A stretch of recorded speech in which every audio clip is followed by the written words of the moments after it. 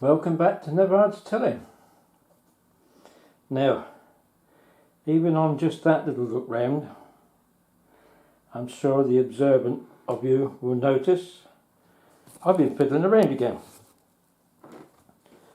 I've eventually taken virtually all the model buildings out of their boxes, just so I can see how big they are and roughly how I could organise them. The one disappointing one is that church is one of the smallest buildings of the lot. So obviously only represents a very small church. I put it on the layout, but it's not going to stay there. What I've got to do is to work out a way of building a tunnel over here so that the roadway goes uphill away from this part of the town, and the church will be on the top of the hill in its own special place. That, I think, is quite a way off yet. I've got to work out how to do it. But in the short term, I've moved a few things around. I've added a few things. This little waiting room, for instance, is now over here because I think it looks better over here. And when I finally build the canopies on the other side, they will fill up the gap. I've moved the station hotel over here on a temporary basis. I'm not sure it will stay there, but what I have decided, and if I come round here, you can see that there's a bit of a gap on this side. When I finally set the track down permanently, everything is going to move at least an inch or so this way, which will then mean I can get the track onto the other baseboard without it having to hang in mid-air for a fraction as it is at the moment. You'll see that I've got one or two new buildings here that are out. There's a lovely one here, look, with the sort of greenhouse outhouse behind it. And as I come round the corner, getting a problem of where to store some of this stuff. If I come down and round there, for instance, do you see that lovely timber, half timbers on there? Nice, isn't it? And there is the church. Let's get into it from this angle. That is St Andrew's Church. But I've also got a lich gate and some graves and that, so when I finally put it up it will be fine. But I want to draw your attention to this feature here. You see that? There is the bell and the wheel which helps toll the bell. That's quite an interesting little feature, isn't it? Very different. I've yet to work out when the church was built. It won't be that old, probably 1800s. And then we've got a few more buildings this side where the road comes in. And say they may or may not stay there, but it's here comes the tanker. And it will sort of make a kind of a square, but obviously there'll be shops and that around that square. And a final little touch down the far end, we've got a hut for the Wickham trolley. Looks a bit out of place there. I will find a home for it. But here is one of the major decisions that I made. It seemed a bit stupid, in spite of all that I said, not to use the goods shed for the purpose it was intended. So I have decided that I'm going to have to buy a point, and it will come off the curve from the branch. I'll show you what I've got in mind. And here we go. Obviously we'll have the track going through the goods shed.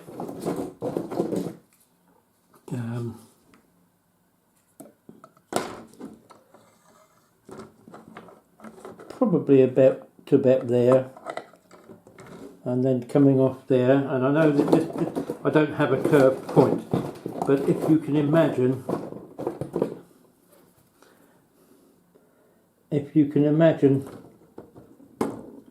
that as being a point on the curve, and the line will go into the goods shed from there. I don't think that'll be too cluttered. But the trouble is, you see, even in double O gauge, if you're going to do it properly, it takes up a lot of space. This is really very confined space for this gauge, but I can't work in a smaller gauge. My fingers are too fat. But anyway, that's what I'm thinking of getting up to. As I say, I've got to buy a point. I may have that installed next time. I don't know. At the moment, people are asking silly prices for these things. I might see if I can get one second hand, but the trouble is with that kind of, and again, because it's only on the branch line, I'm not using brand new track on there, so I'm not gonna waste too much money on that. Excuse me. So we'll see what we can get. But anyway, that's what I've been up to, and you'll see again that I changed things round this end. We've got Strawson's warehouse over the road, and the bus garage I've moved up to this end again. It won't stay there probably, but I've got to work out the size of all these things and how and where I can fit them in. Oh, excuse me, I don't know where that's coming from. And at the end of this first table, probably a row of low relief houses in front of a scenic backdrop. So that's the bit as far as the layout is concerned. Of course, you'll want to see an unboxing now, won't you? So I better go and have a look, see what I can find. I apologise for the slight glare, but I've had to do this unboxing in another location at the moment. And you will see from the box, it's another DMU, this time class 105. Now, I've spoken about the 101s, I've shown you a 101, and they were 101/102, the same looking thing. 103s were made by Park Royal. They were full of asbestos by all accounts, but one set was saved by the West Somerset Railway. Unfortunately, because of problems, I think it's the West Somerset Railway, please do correct me if I'm wrong, but I understand that was scrapped there because of various problems. The class 104s from around the Manchester Buxton area, there will be a model of them. The only trouble is I'm debating whether or not to buy one for one simple reason: the livery that I want on it. At the moment, Helgen have only announced that as a 3-car set.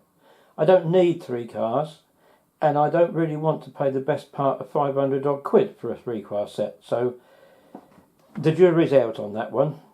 Anyway, we move on in numerical sequence to the 105s. Now, these were built with AEC engines.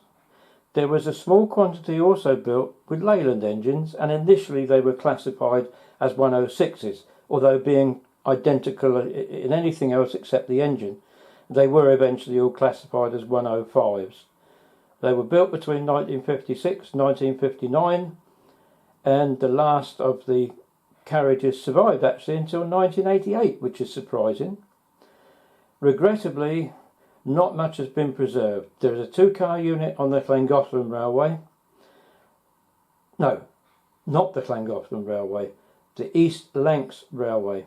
The Llangollen have got 1 carriage, and that is usually paired with, I think it's a class 127 driving trailer, but again, do check it out for yourselves. I can't remember every single little detail.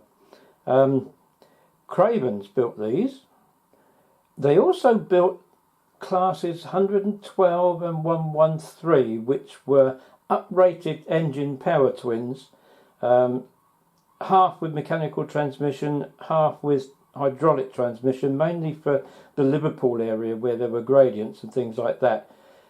They were built in 1960, but by 1969 every single one of them has gone, so I doubt we'll ever see a model of them. But anyway, here's the 105. Interesting to note that the doors and windows and the body side profile were all to the standard British Railways Mark 1 design. So that's quite interesting. I don't know what I just dropped on the floor there. No doubt I'll find out later. Can't be important. But anyway, here we are. Let's packed very well, as they often are. Here's the details on the box, if any of you are interested. I do prefer to collect the ones in green with speed whiskers. Oh yeah, I keep forgetting there's another membrane. Various types of pipes and everything else you get in a bag. I don't put them on.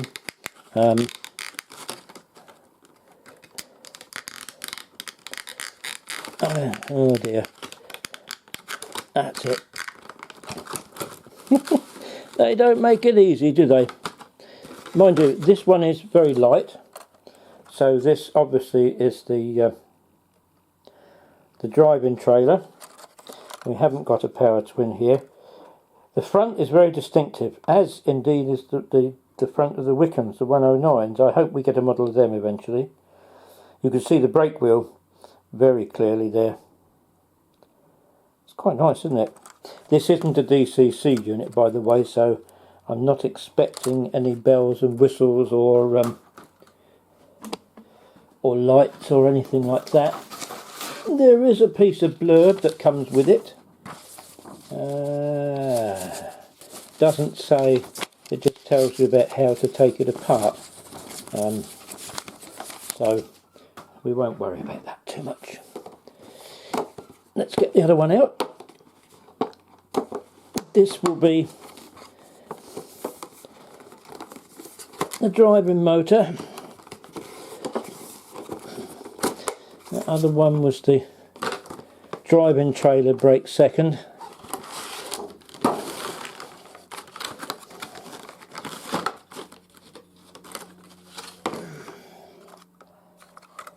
Doesn't seem to be any first class in these, because these were suburban units. They these 105s and 106s, here are driving motor brake second. So the other one is just purely and simply a driving trailer. Although what surprises me is there does appear to be a sort. No, it's not a guard's door. No, that's all right. That's just a standard driving trailer. This is the driving motor brake second. There's the front of it again, if I can get it right. I'm still not very good at this, but isn't that a lovely model? It certainly looks good, and we'll just have to see how it performs on the track, won't we? As I say, these were originally built partly for suburban services in the King's Cross area, but mainly for the ex-Midland and Great Northern services around the Norwich area, Fakenham, Yarmouth Beach, that sort of thing. And of course, when that all closed in 1959, they found service in various other parts of the country, initially down in the King's Cross area. In fact, I think, if I remember correctly, one of these units was possibly among the last to work diesel services into Moorgate on the Wyden lines before that all packed up back in the 1970s. Oops, sorry. So anyway, there's some nice detail there, look. Can't fault the detailing on the underside. So without further ado, I will go and get it on the track and we'll see it running. Well, that's not a bad view, is it? You can see quite a little townscape view from that, which is rather pleasing. In keeping with the Eastern region theme, or Great Northern if you like, have a look and see what's in the bay today. There is the steam tram loco. They used to run on the Wisbeach and Upwell tramway, and that was where Wilbur Awdry got his inspiration from for Toby the tram engine. And this loco has come down the branch today, and he's come to pick up a Fruit D that's waiting at the end of the buffer stops. You might just see it behind there. Difficult to zoom in because it goes out of focus so easily when I'm close up like this, but you can just see the Fruit D sitting there behind him. But that's not what you've come to see today, and I need to get it a bit better in focus. I think that will do. What you've come to see is the 105 running. Now I'm pleased to say she runs very well indeed, and as a bonus the direction lights and the destination lights all work, which is quite surprising. And I'll be quite honest with you, the price I got this for, I took a risk. It was second hand. Well, I say second hand, the chap I bought it from hadn't used it. I could probably make 50% on what I paid for it if I sold it tomorrow, but I have absolutely no intention of doing that. So without further ado, I'm going to go around the other side and I'm going to start it up, and we'll get her working.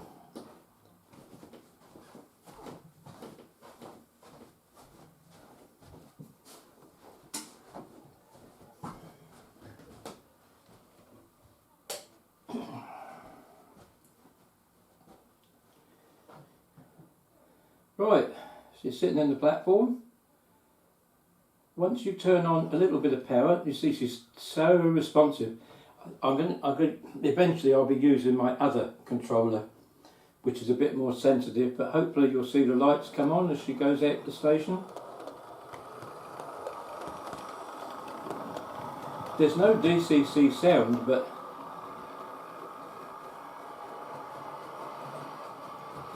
she does have a sort of DMU sound about her.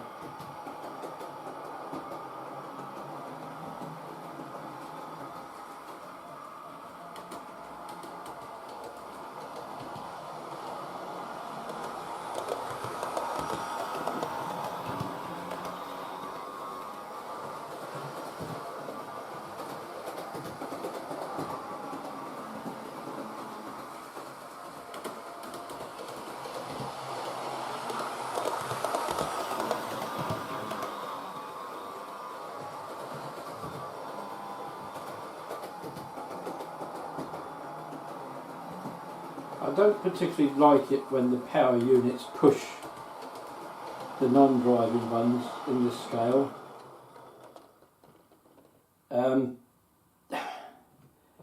They're not weighted like they would be on British Railways. Anyway, let's get the unit going the other way round, and you should be able to see the tail lights now as it goes away.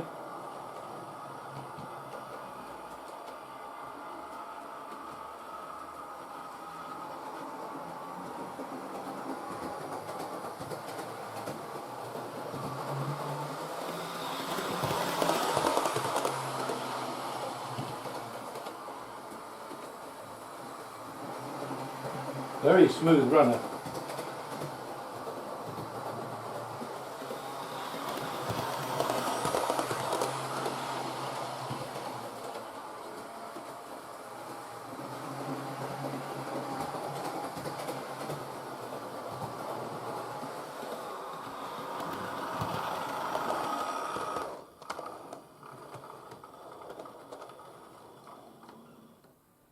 So there you are, the Cravens 2-car class 105/6 diesel multiple unit. Thank you for watching. We'll see you next time, if you can stand it.